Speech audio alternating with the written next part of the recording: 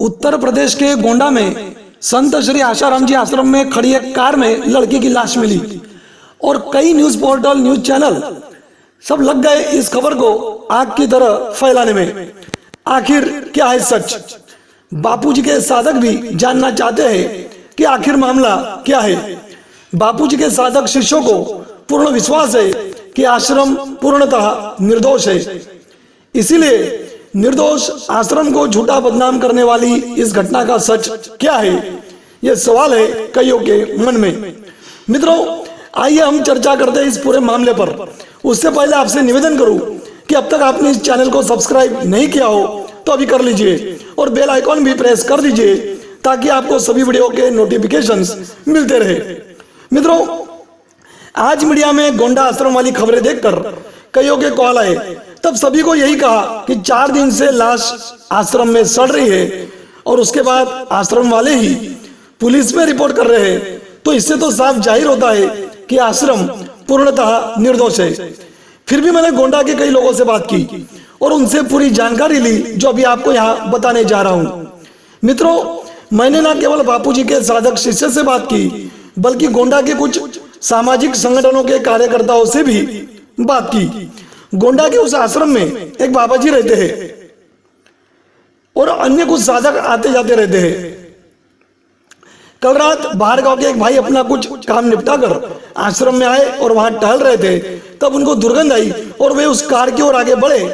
तब नजदीक जाकर देखा तो लाश का हाथ देखा, उनको लाश का हाथ दिखाई दिया और फिर उन्होंने पुलिस में शिकायत कर दी। पोस्टमार्टम रिपोर्ट आज 8 अप्रैल को शाम को आएगी। आश्रम में एक बाबा जी रहते हैं और मीडिया में किसी चैनल पर बताया जा रहा है कि आश्रम में 15 लोग रहते हैं। देश का बिकाऊ मीडिया हमेशा एक तरफा खबर चलाता है और वो भी झूठी। हमारी बापूजी के साधकों के साथ बातचीत हुई, उस पर मैं इस वीडियो में ज्यादा चर्चा नहीं करूंगा, उसको हम आगे दूसरे किसी वीडियो में लेंगे, क्योंकि साधक तो आश्रम के समर्थन में ही बोलेंगे और बिकाऊ मीडिया की एक तरफा बात पर भरोसा करने वाले लोग कभी साधकों की बात का विश्वास नहीं करेंगे। इसलिए हम आपको बता रहे हैं गोंडा के कुछ समाज सेवियों से हुई चर्चा का सार।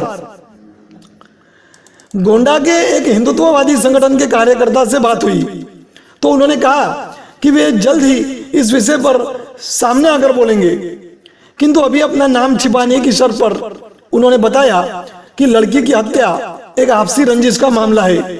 गांव में भी इस पर चर्चा हो रही है कि किसी की लड़की के परिवार के साथ दुश्मनी है, उसने लड़की की हत्या करके आश्रम में 6 महीने से खड़ी कार में लाश को रख दिया।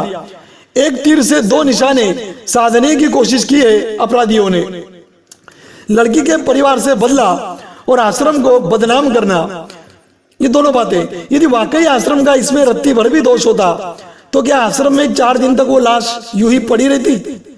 आश्रम तो उस लाश को पहले कहीं फिकवा देता और फिर आश्रम ने ही पुलिस में रिपोर्ट भी तो दी है। और खास बात तो यह है कि लड़की की मां ने भी यही कहा है कि आपसी रंजिश ही कारण है। मां ने आश्रम के खिलाफ कुछ नहीं कहा, मां ने यही कहा कि हमारे परिवार को धमकियां मिल रही थी और कोई जमीन का उनका मामला था और इसी मामले में उनकी बेटी की हत्या हुई। मित्रों, ऐसी भी चर्चा है कि लड़की को गंभीर बीमारी थी और उसका इलाज कराकर थक गए परिवार ने ही उसकी हत्या कर दी।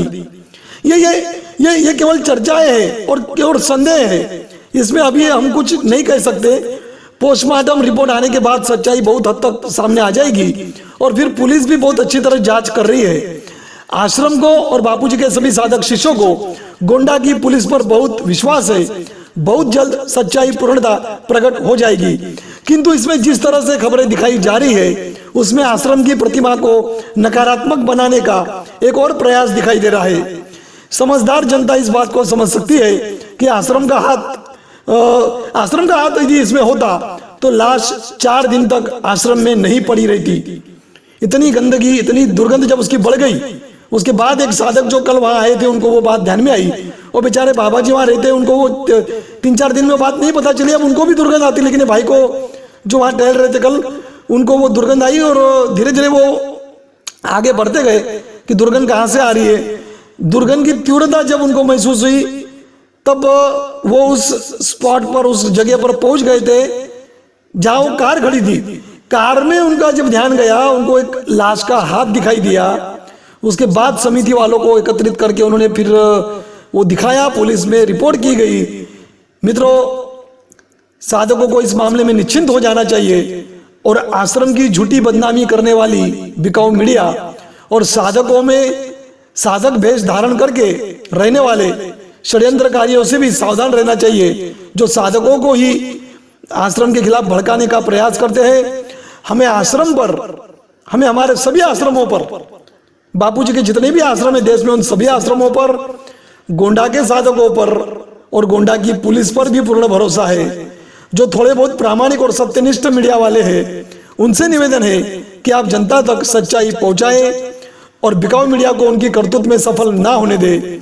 कुछ गिने चुने चैनल है यूट्यूब पर भी जिस पर ये बातें बताई जा रही है कि उसकी माँ, जो लड़की की माँ है, उसका क्या बयान है, गांव में क्या चर्चा है, ये सब बातें, पुलिस को कहाँ शक है, ये सब चर्चा उस पर भी हो रही है, उनको साधुवाद है। लेकिन आश्रम को यदि कोई बदनाम करने का प्रयास करेगा तो ये बहुत गलत है।